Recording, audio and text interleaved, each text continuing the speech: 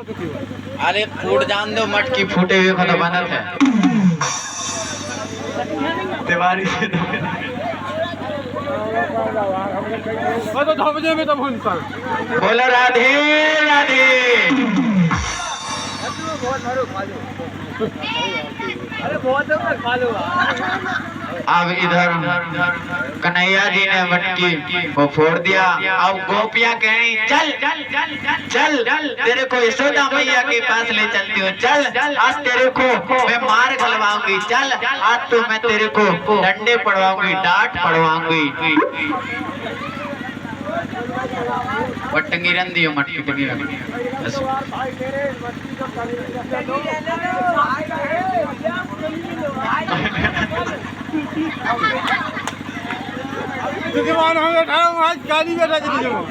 बैठो तुम बैठो, पहले स्थान पे बैठो, स्थान पे बैठो, अपने स्थान पे बैठो। सभी लोग कथा श्रवण करें, बाकी हो गया रासलीला होगी। अब सब चीजें कथा श्रवण करें, अपनी अपनी जगह पे बैठ जाए। जो बंदूक में लठ ले बैठ जाओ राजा।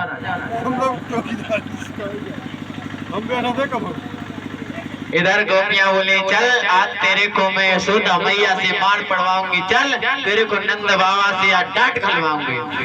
कन्हैया पर भी कह रहे हो देखो मान जाओ, यहीं से मान जाओ, अभी तक घर नहीं पहुंचे, मान जाओ। लेकिन गोपियां थोड़ी मानने वाली हैं। अब गोपियां जैसे नंद बाबा के महल के पास पहुंची और वहां से उनके पति देव आ रहे थे, गाय को लगा कर, गाय को धो करके, दूधवा लेकर के। अब जैसे दूध लेकर के आ रहे थे उनके पति देव, तो अब तो गोपियां तो कह रही थी चल तेरे को यशोदा मैया के पास ले जाती। यही मंत्र कहते कहते जैसे उनके पति देव बगल से खड़े से उनका हाथ कन्हैया ने अपना विधि से खींच करके उनका हाथ पकड़वा दिया। और जैसे ही नंद बाबा के घर पहुंची, महलों में पहुंची, बुलाया अरे ओ यशोदा मैया सुनती हो, अरे ओ यशोदा मैया सुनती हो, बाहर आओ। देख तेरे लाला ने मेरी मक्खन चोरी की, मेरे मटकी फोड़ी। अपने लाला को देख अब रंग आते। यशोदा मैया बोलने लगी मेरो लाला कन्हैया अपना हाथ छुड़वा करे उसके पति का पकड़वा करे और मैया यशोदा के पास पहुंच गई। बोले देखो तो ये पागल कितनी पागल है, हमारा लाला तो मक्खन मिश्री घर खा रहे हो, बोले तेरे लाला ने चोरी की है। हम जैसे बाहर आए यशोदा मैया बोली क्या है, कितनी चिल्ला रही हो, बोलो बोलो बोलो। बोले देख तेरे लाला ने मेरे मक्खन की चोरी की है, देख मेरी मटकी फोड़ी है, उसकी भरपाई कौन देगा? नंद बाबा से ले लूंगी। देख आज तेरे यशोदा के तेरे लाला को देख हमने रंगे हाथ पकड़ लिया, देख जरा सूरती देख। यशोदा मैया खूब हंसी, हंसते हंसते बोले हमारो कन्हैया तो छोटो इतना बड़ो कहाँ से हो गया? बोली हमको क्या पता कैसे बड़ा हो गया। यशोदा मैया बोले तू मेरे बड़े कन्हैया के दर्शन तो कर ले कैसो है।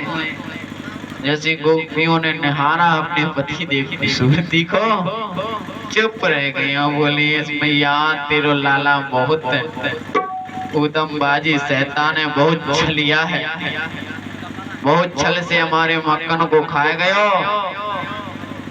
और अब तुम्हारे पास दुख गयो और हमारे पति देव का हाथ थमवा दियो। अब गोपियां अपने घर को आ गई वापसी और कन्हैया अपने घर रहने लगे, सखाओं के साथ रहने लगे। एक दिन नंद बाबा जी जा रहे थे वन में, जंगल में गायों को चराने के लिए जा रहे थे, गाय चराने के लिए। तो कन्हैया रिझा गए, बोले नहीं मैं तो आपके साथ चलूंगा, आज तो मैं आपके साथ गाँव चराने के लिए चलूंगा, गाय के चराने के लिए चलूंगा, नहीं मैं तो आपके साथ चलूंगा। इधर कन्हैया रिसा गए। यशोदा मैया ने कहा ठीक है ले जाओ, फिर जानने समझने लगेगा फिर नहीं जाएगा। यशोदा मैया ने कहा नंद बाबा से, नंद बाबा कन्हैया को गाय चराने के लिए ले गए साथ में। अब उसी दिन इधर वृषभान की दुलारी श्री राधा रानी किशोरी जी छोटी से थोड़ी समझदार हो गई थी, जानने लगी थी। वो भी वहां रिसा गई।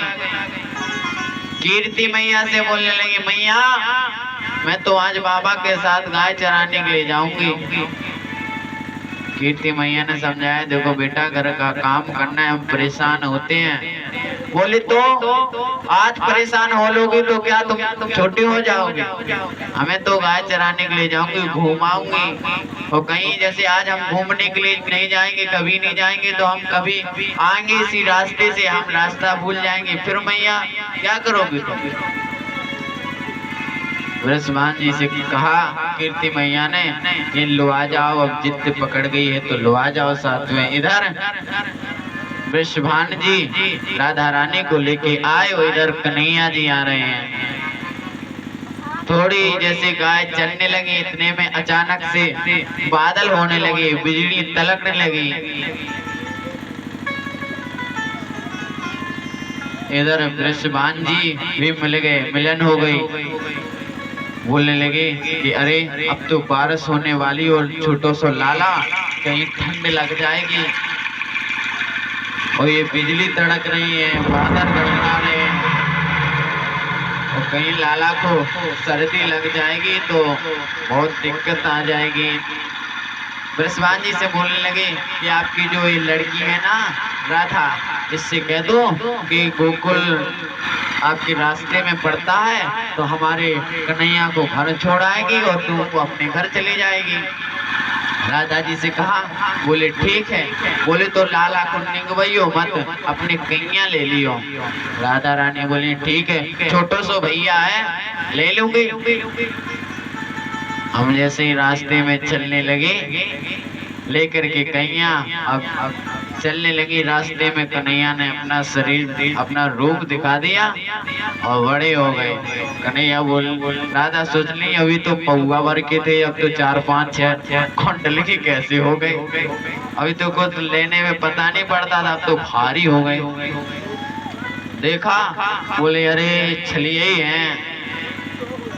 कन्हैया ने कहा कि एक काम करो, अपना यही विवाह हो जाने दो। राधा रानी ने कहा नहीं, हम भी छोटे हैं। बोले छोटे हैं तो? बोले नहीं, हम आपके साथ विवाह नहीं करेंगे। बोले क्यों नहीं? बोले देखो अपन का विवाह हो गया। बोले कब? बोले तुम विष्णु जी हो और मैं लक्ष्मी जी हूँ, विवाह तो हो ही गए अपने।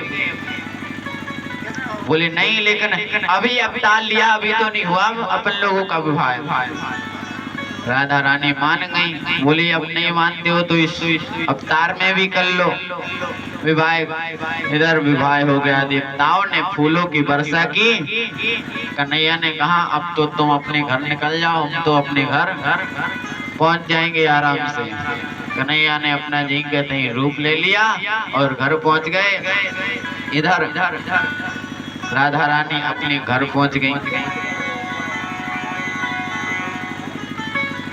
अब जैसे घर पहुंची राधा रानी से कीर्ति मैया बोले नहीं, क्यों अकेले भगी आई आप, बाबा के साथ नहीं आई?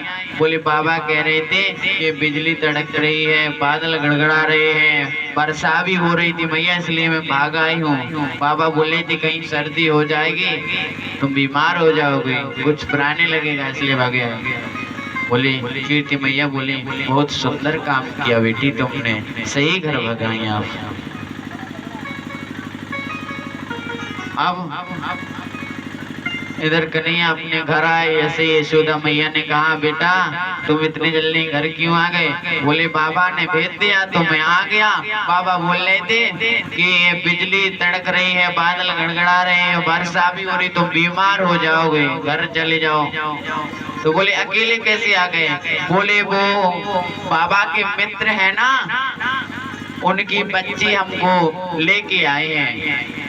कन्हैया ने बताया नहीं कि हम लोगों ने ये किया है, घर में कुछ नहीं बताया। बोले ठीक है बेटा। अब कन्हैया इधर और सी लीलाएं करने लगी। कहीं गोपियों को चिढ़ाने लगे, कहीं गोपियों से जैसे जय भुला भला कहने लगे। अब इधर और कंस भी घबरा रहा है अपनी जगह। अब उसको शांति से वो भोजन नहीं कर रहा था। बहुत घबराहट उसके मन में छूट रही थी कि कहीं ऐसा नहीं कि अभी मेरा शत्रु आ जाए हमको मार डाले। अब कंस ने कहा अब क्या करें। कंस ने उसके मारने का बंदोबस्त किया। अकासुर, बकासुर, धैनकासुर आदि राक्षसों को भेजा, लेकिन कन्हैया ने सबको मार करके छोड़ा, सबको उन्हीं के धाम पहुंचाया। कन्हैया मार दे देते यहाँ, मृत्यु दे देते यहाँ, और कंस के महलों तक पहुंचा देते थे कि भैया तेरे आप करो, पैसा नहीं है मेरे पास, हमारा तो मारने का काम है, अपना कर दिया, आप तेरे ही आप ही करते रहो, चाहे करो चाहे नहीं करो। अब कन्हैया थोड़े और बड़े हो गए। अब जैसे बड़े हो गए तो एक उनके गांव के गोकुल के जो काका थे वो लोग गाय चराने के लिए जैसे गए तो यमुना जी में बहुत विष फैल गया था। जैसे एक दो गायों ने पिया, गायों की मृत्यु हो गई।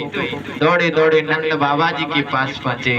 नंद बाबा जी से कहा कि नंद बाबा जी ऐसी ऐसी बात है, यमुना जी में बहुत जहर हो गया, बहुत विषीला जल हो गया है, हमारी गायों ने एक दो गाय ने पिया, वो खत्म हो गई, मृत्यु हो गई उनकी, कुछ बंदोबस्त करो। इतने में चुपके कन्हैया ने सुन लिया।